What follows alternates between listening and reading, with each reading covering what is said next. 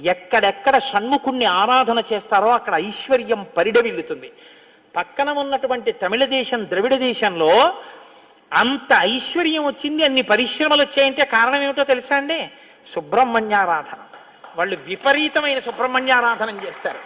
సుబ్రహ్మణ్య ఆరాధనం చేసినా, షణ్ముఖుడికి ప్రదక్షిణం చేసినా, ఆయనకి నమస్కారం చేసినా జ్ఞానము, ఐశ్వర్యము, సంతానము, సంతానమునకు క్షేమము, ఆయువు, ఆరోగ్యము అన్నీ కలుగుతాయి.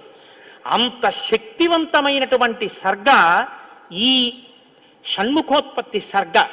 అందుకే వాల్మీకి మహర్షి ఎప్పుడూ కూడా అసలు ఫలశ్రుతి చెప్పరు.